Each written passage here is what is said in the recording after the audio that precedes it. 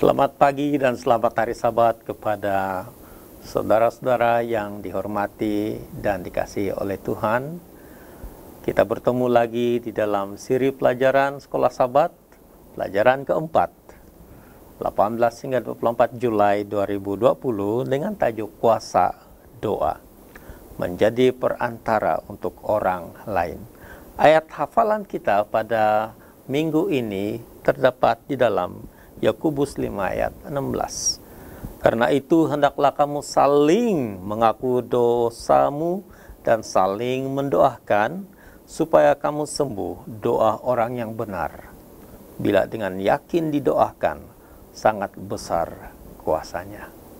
Saudara-saudara yang dikasihi oleh Tuhan, sekali lagi saya bersyukur karena pada hari ini narasumber kita yang kita tidak asing lagi, yaitu Pastor Jibil Simba.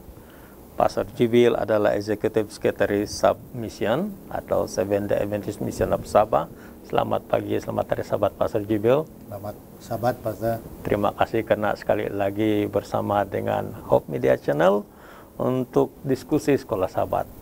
Dan di sebelah kanan saya pula Pastor Ferdinand Sawanai. Beliau adalah pengarah belia Seventh-day Adventist Mission of Sabah. Selamat pagi, Pastor. Selamat hari Sabat. Selamat pagi, Sabat, Pastor.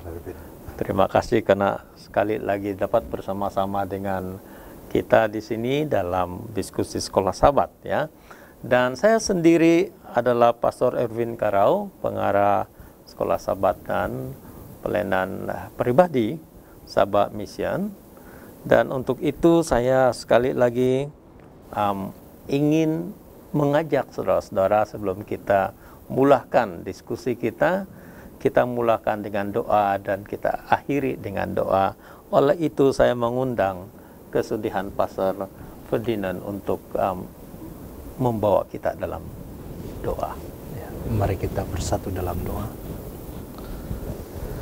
Terpujilah Engkau Tuhan kami di surga yang penuh kasih, penuh kuasa, yang memberi kami kesempatan untuk belajar tentang Engkau dan juga menjadi alat Tuhan dalam menjangkau jiwa-jiwa yang haus dan lapar akan kebenaran. Kiranya dalam pelajaran Sekolah Sabat kali ini kami dapat belajar dengan lebih dalam tentang kuasa doa yang menjadi senjata bagi umat Tuhan untuk memenangkan jiwa-jiwa bagi surga. Ya Tuhan, terima kasih karena Engkau sudah hadir bersama dengan kami, membuka hati dan pikiran kami untuk memahami dan seterusnya mengerti dan mempunyai kuasa untuk melakukan apa yang akan kami pelajari. Kami doakan semua ini dalam nama Yesus Kristus, Tuhan dan Juru Selamat kami. Amin. Amin. Terima kasih Pastor Ferdinand. Ya, saudara-saudara yang dikasihi oleh Tuhan, pada minggu ini kita akan memulakan pelajaran kita dengan siri yang baru, yaitu tentang mendoakan orang lain, menjadi pengantara untuk orang lain. Jadi kalau kita lihat pelajaran kita, saudara-saudara, dari Ahad, satu pergelutan kosmik, Isnin, Yesus perantara yang perkasa, kemudian Selasa, doa-doa perantaraan Paulus, Rabu, kuasa tidak kelihatan yang sedang bekerja, Kamis, fokus doa, dan Jumaat pula tambahan tentang tulisan Renubuat Ellen G. White. Apakah doa itu untuk kita? Nah, saudara-saudara yang dikasihi oleh Tuhan, kita sekali lagi mau bertanya kepada narasumber kita. Saya ingin bertanya kepada Pastor Jibil. Persoalan pertama kita untuk minggu sekarang ini, mengapakah Tuhan bekerja dengan lebih berkuasa apabila kita berdoa daripada apabila kita mengabaikan doa? Ya, Mengapakah amat penting untuk tidak berputus asa ya Pastor Jibil? Tidak kira betapa sukar pun keadaan yang melanda kita. Apa yang kita dapat pelajari dari doa-doa yang diperantarakan oleh Rasul Paulus. Kira-kira menurut Pastor Jibil, apakah yang boleh dihadam untuk pertanyaan ini? Terima kasih Pastor, ini persoalan yang sangat penting. Dan oleh karena dia berkait dengan kehidupan kita. Doa ini ada seorang penulis tentang doa. Dia katakan doa ini adalah seperti nafas hidup. Artinya nafas dalam kerohanian. Dan yang kedua ialah doa ini boleh membuka kunci pintu kekayaan surga. Bukan kekayaan materialistik, tetapi kekayaan yang boleh kita membantu kita di dalam hubungan kepada Tuhan. So saya ingat juga di dalam tulisan dalam pelajaran sekolah sahabat kita pada minggu ini, dalam pergolakan di ambang pintu, The Great Controversy, muka surat 525. Di sini mengatakan bahwa adalah sebahagian dari rencana Tuhan untuk memberikan kita dalam jawaban kepada doa iman kita. Bahwa dia tidak akan mengabulkan doa jika kita tidak meminta. Jadi di situ kuncinya doa dengan iman kita, dan Tuhan tidak akan memberi kalau kita, tidak akan mengabulkan kalau kita tidak meminta. Artinya, Pastor, kalau kita mohon, kita minta dengan doa dan melalui iman kita, maka Tuhan akan memberikan. Karena doa ini seperti Tuhan mau sajikan, mau berikan, tetapi dia tidak memaksa.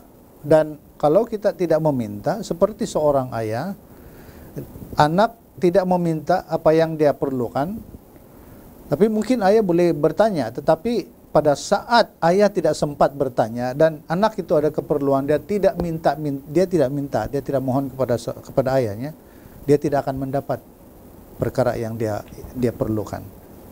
Jadi doa dengan iman itu harus sejajar, berjalan seiring. Yes, Pastor.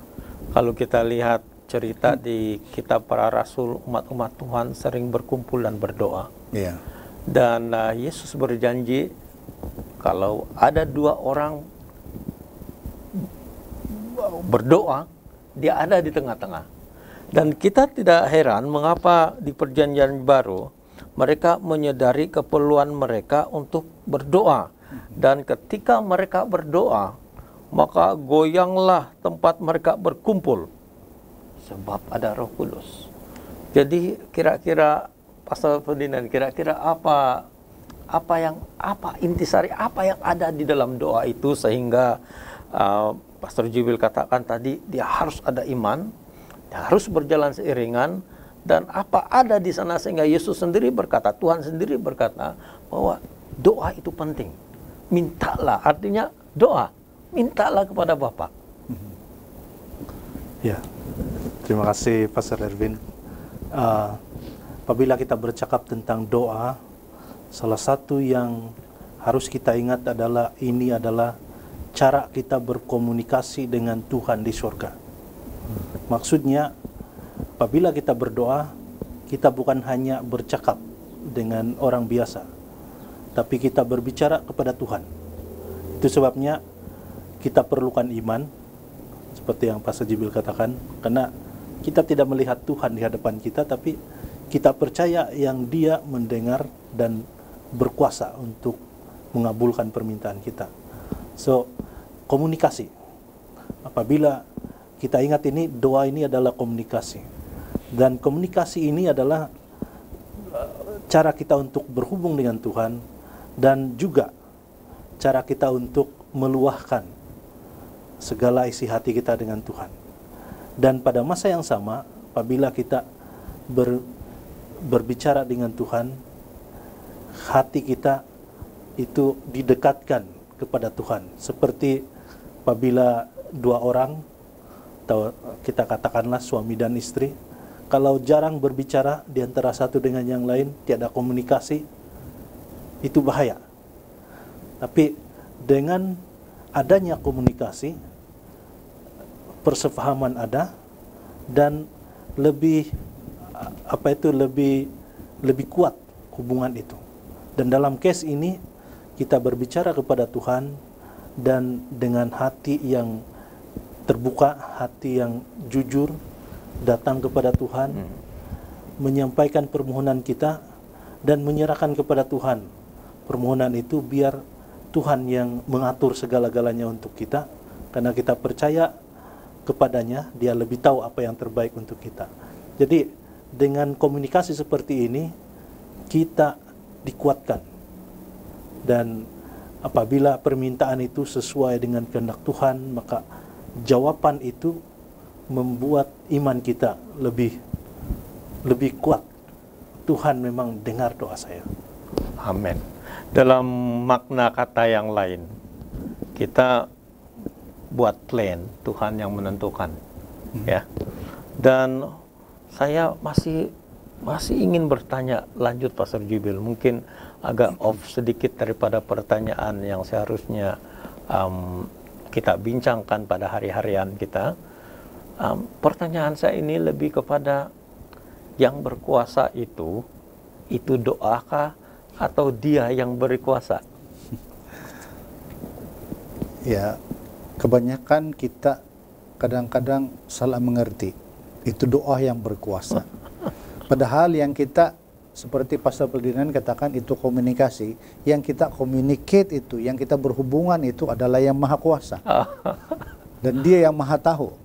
Karena dari mula sehingga akhir Dia tahu apa keperluan kita. Dan itu sebabnya kita berdoa. Sebab doa ini seperti berbicara. Seperti sahabat kita berbicara. Dan perbicaraan itu tidak ada kuasa. Yang berkuasa itu adalah Dia yang kita hubungi. Jadi tepatlah seperti yang saya pahami juga, bahwa yang berkuasa itu bukan doa itu sendiri, tetapi Dia yang kita doakan, yang mengabulkan. Yang mengabulkan, benar, yang mengabulkan. Jadi saudara-saudara yang dikasihi oleh Tuhan, kita sudah mendapat jawaban daripada pertanyaan tadi, dan selanjutnya pertanyaan itu membawa kita kepada satu pertanyaan dan jawaban yang baru lagi. Dan ini saya mau tanyakan lebih dahulu kepada Pastor Ferdinand.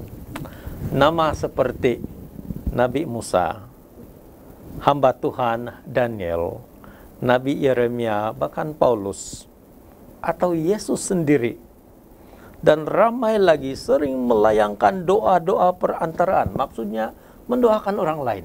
Ya.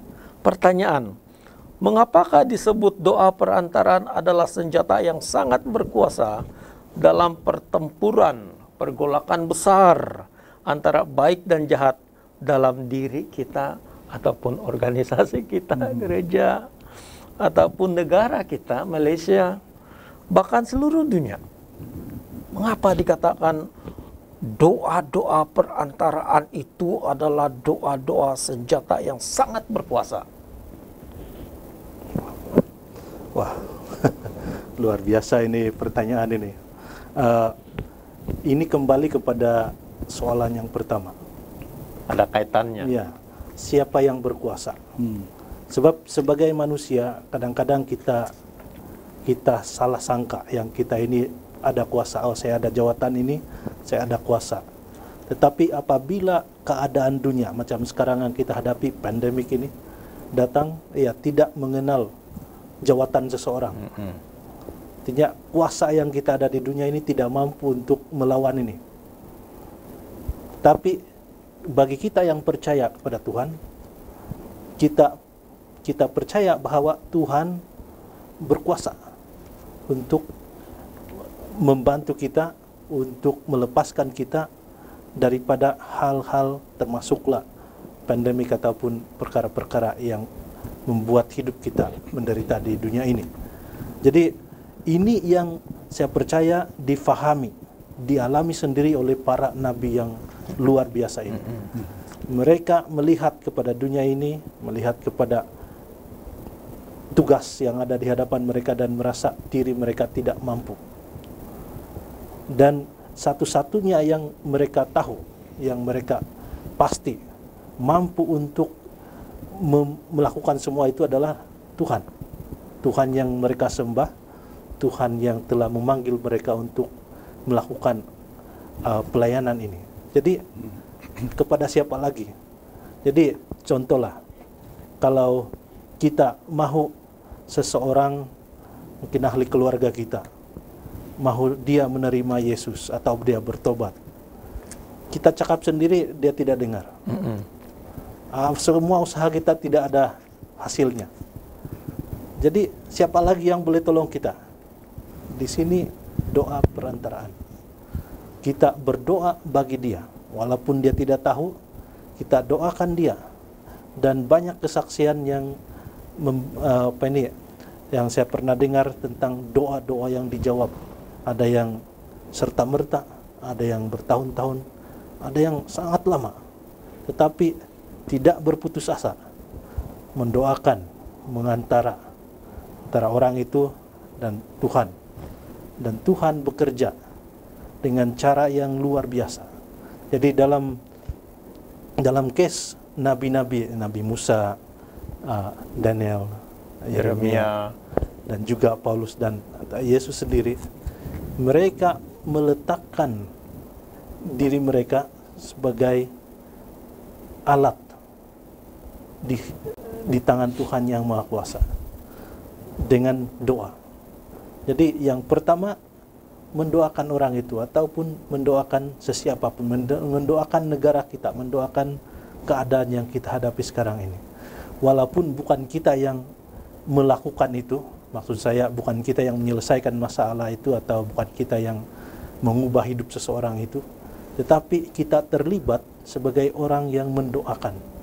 Dan ini bukan hanya baik untuk orang yang kita doakan, tapi baik untuk diri kita, rohani kita juga, dalam pertumbuhan kita, dalam hubungan kita dengan Tuhan. Jadi inilah sangat penting doa perantaraan ini atau doa syafaat yang merupakan suatu yang dilihat oleh para nabi ini sebagai suatu yang sangat penting, tidak boleh diabaikan di dalam pelayanan mereka. Terima kasih Pastor Ferdinand. Nah, saudara-saudara, Rasul Paulus sebagai contoh di Perjanjian Baru mendoakan umat-umat Tuhan. Bukan saja mendoakan umat-umat Tuhan, dia tulis surat untuk umat-umat Tuhan di jemaat-jemaat yang dia sudah kunjungi.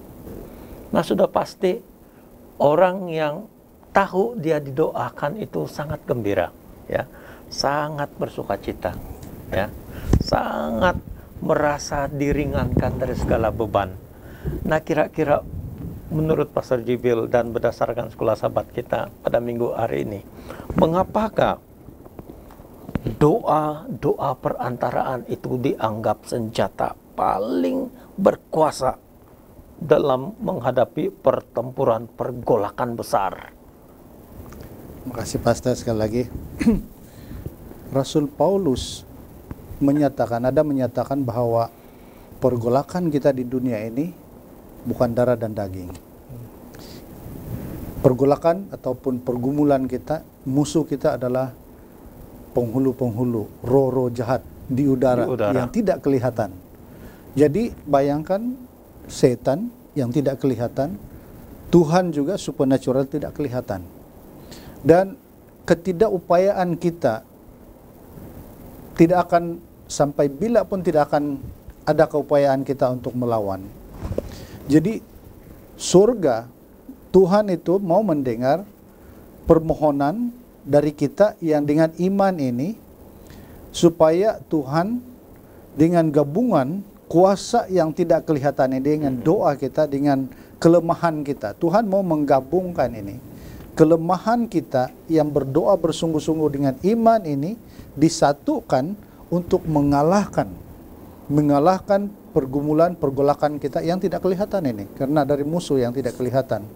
Dan itulah doa-doa apabila kita semua berdoa seperti berantai ini, ya, di kuasa doa ini, dan Tuhan di sana sedia untuk menggabungkan kuasa ilahi ini dengan kuasanya, dengan kelemahan manusia ini sebagai manusia yang berdosa, akan digabungkan untuk memberi kemenangan dan satu senjata yang perkasa untuk melawan pergolakan kita dalam dunia ini. Dalam makna yang lain, ya, kita tidak kita tidak boleh berjumpa seperti kita berjumpa dengan keluarga kita, sahabat kita, Tuhan ya. Jadi satu-satunya cara untuk kita bertemu, berjumpa dengan Tuhan adalah melalui doa. Melalui pray ya. Dan ini membawa kita kepada satu lagi pertanyaan, Pastor Jibel, Pastor Ferdinand, yaitu Ellen G. White memberi komentar di dalam Testimony for the Church jilid 1 muka surat 246. Setan tidak mampu bertahan apabila saingannya yang berkuasa itu dipanjatkan rayuan daripada umat-umatnya. Karena dia takut dan gemetar berhadapan dengan kekuatan dan keagungannya. Kira-kira apa yang membuat kita selalu terhalang untuk mendapatkan confident tentang kuasa Tuhan terhadap hidup kita? Kira-kira apa yang menghalang? Komentar Ellen G. White sendiri mengatakan bahwa kalau umat Tuhan berdoa, meminta doa, setan gemetar. Tapi dari kita ini kadang-kala ya takut berdoa. Padahal setan takut apabila kita berdoa. Kira-kira kenapa itu? Apa yang menghalang kita untuk memanjatkan doa kepada Tuhan? Umumnya, Pastor. Ya, umumnya, Pastor, saya juga merasa kadang-kadang seperti itu, yang kita tidak berani, kita tidak yakin, kita tidak percaya yang doa itu Tuhan kabulkan. Dan yang menghalang sebenarnya dari kita, berapa iman kita, berapa besar iman kita pada waktu kita berdoa, seberapa yakin kita pada waktu kita berdoa. Dan ada satu penyerahan yang seharusnya kita serahkan segala-galanya kepada Tuhan, bahwa yang saya minta ini, yang saya mohon ini bukan untuk diri saya, dan biarlah apa yang saya mohon ini adalah kehendak Tuhan. Jadi penyerahan itu bermula dari kita.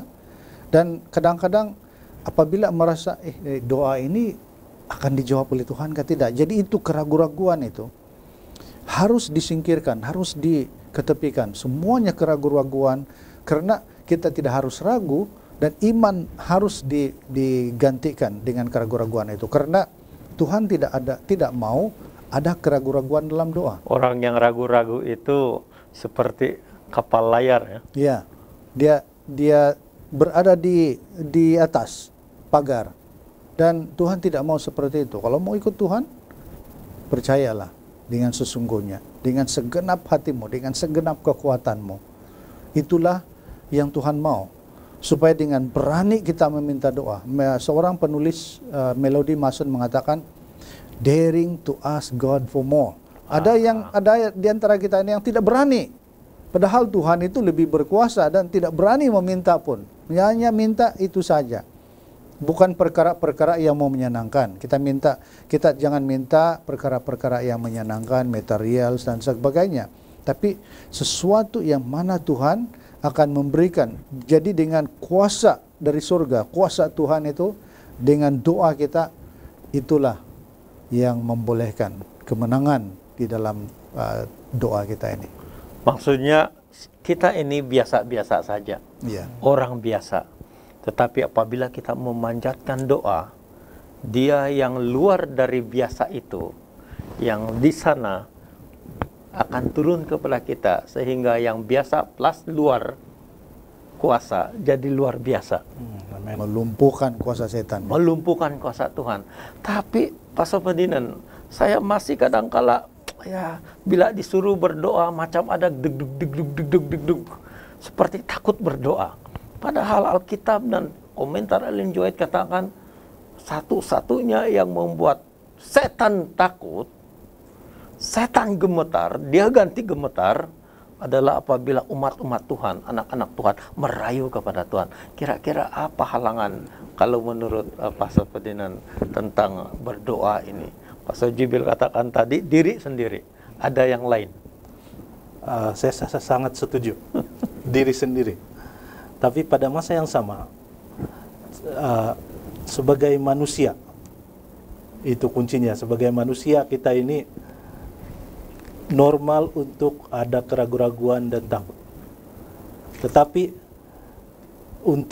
untuk kita itu memang halangan kita. Tetapi jangan kita berhenti di situ.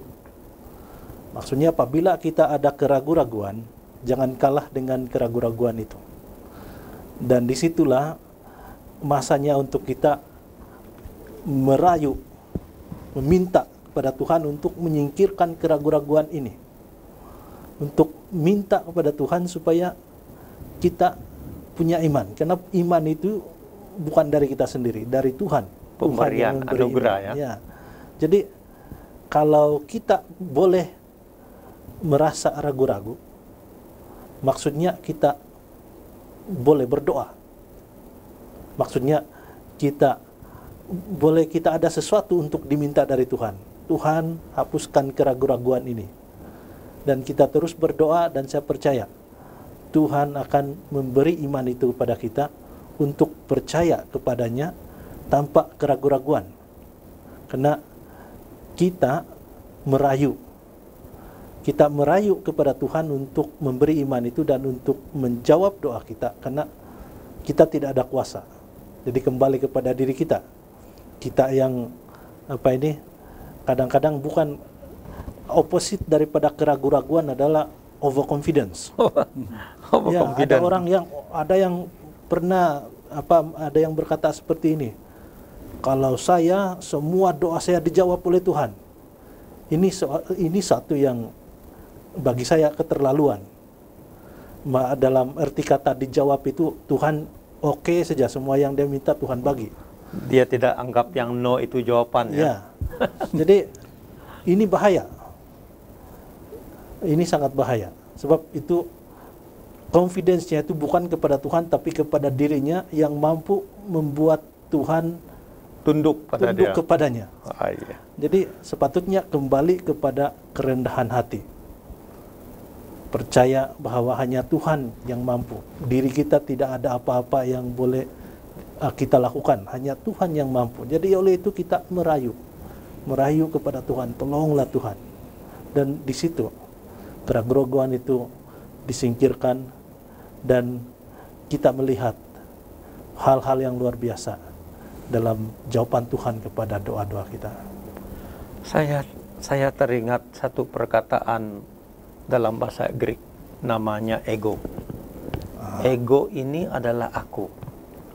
Egois adalah terlalu akunya, fokus kepada keakuannya.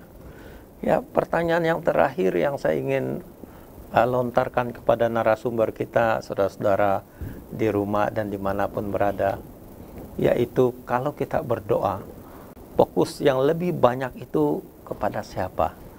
Kepada diri kita atau kepada orang lain? Karena pada hari ini pertanyaan sekolah sahabat kita ataupun seluruh minggu hari ini adalah doa perantaraan, doa untuk mendoakan orang lain.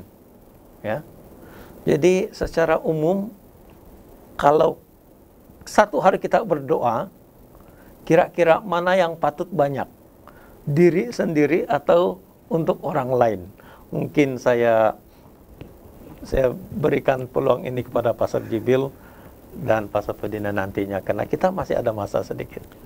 Ya, terima kasih Pastor. Balik kepada ego tadi. Kalau berdoa itu selalu berpusatkan pada saya, artinya ego itu mulai. Seperti Pastor Ferdinand katakan tadi.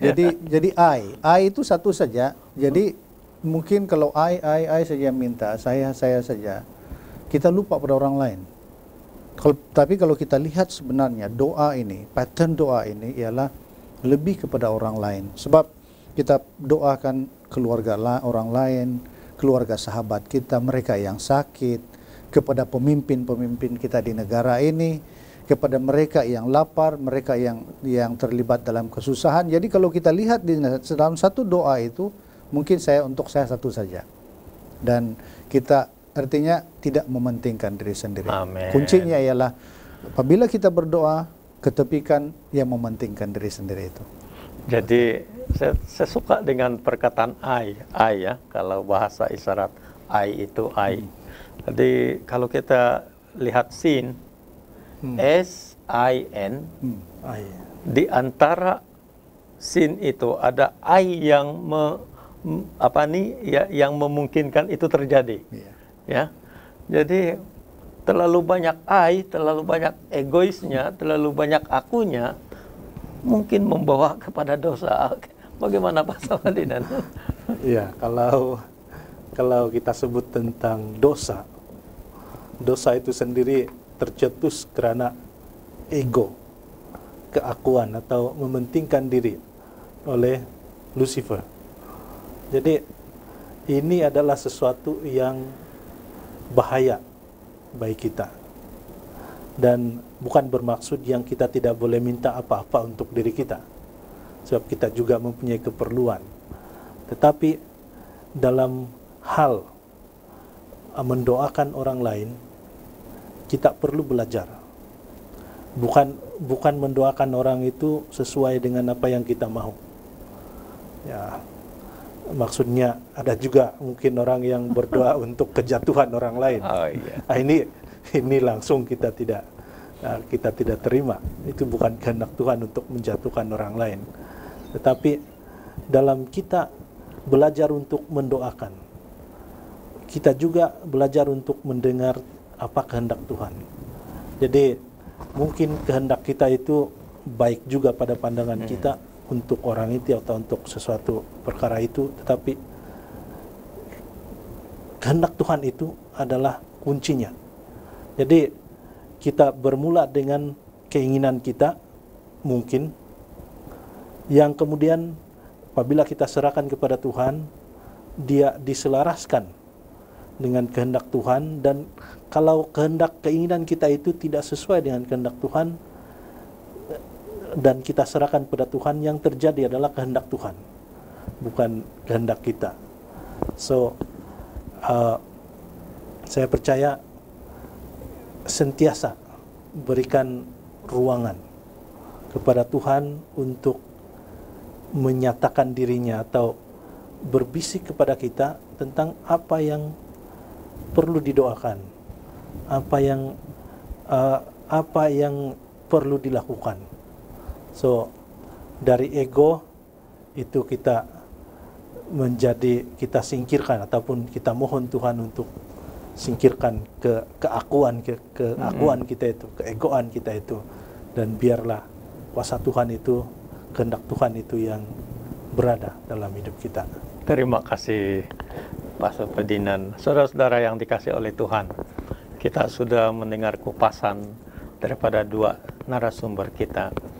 Jadi dalam kata singkat, doa perantaraan itu lebih kepada kita berdoa kepada Tuhan, dan Tuhan akan mendengarkan doa itu sesuai dengan kehendaknya. Dia akan laksanakan kepada orang yang kita doakan, mengakibatkan kita dan Tuhan dekat, dan orang itu dekat dengan Tuhan, dan kita mungkin akan semakin rapat dengan orang itu. Jadi yang jauh didekatkan, yang dekat dirapatkan. Amin. Jadi inilah perantaraan yang saya ingin ketengahkan kepada saudara-saudara. Jadi minggu hadapan, jangan lupa mendoakan orang lain. Yang jauh didekatkan, yang dekat dirapatkan di dalam doa perantaraan. Kita akhiri pertemuan kita, diskusi kita pada Sabat hari ini. Saya mengundang Pastor Jibil untuk melayangkan doa. Baik, mari kita berdoa. Ya Tuhan di surga, terima kasih dengan pelajaran yang begitu bermakna untuk setiap satu kami, yaitu mengenai dengan doa perantara yang begitu perkasa. Oleh karena apabila doa yang merupakan cara yang diamanatkan oleh surga untuk menggabungkan ketidakupayaan dan kelemahan kami sebagai manusia, sebagai individu yang mempunyai kelemahan dan ketidakupayaan, dengan kuasa maha besar dari Tuhan, adalah satu jalan bagaimana Tuhan mengangkat dan boleh menggabungkan kuasa dari Tuhan itu, Roh Kudus, untuk menyentuh hati orang-orang yang sudah didoakan. Jadi ya Tuhan, terima kasih. Karena sekali lagi, kami diingatkan supaya kami senantiasa merendahkan diri dan menyerahkan kehidupan kami, sementara kami mulai berdoa. Dan setiap kali kami berdoa, dan kami diingatkan supaya tidak mendoakan untuk kepentingan diri kami sendiri, tetapi juga untuk mendoakan orang lain, agar kami yang sudah mendoakan ini mendapat berkat. Mereka yang sudah didoakan juga akan didekatkan, dan kami sama-sama didekatkan dan dirapatkan dalam persahabatan, dalam hubungan kami kepada Tuhan. Amin. Terima kasih Tuhan, karena setiap permintaan doa yang kami layangkan, Tuhan mendengar dan senantiasa memberi, menjawab, mengabulkan sesuai dengan kehendak Tuhan. Kami serahkan doa ini dalam nama Yesus, Juru Selamat dan Penebus kami. Amin. Amin.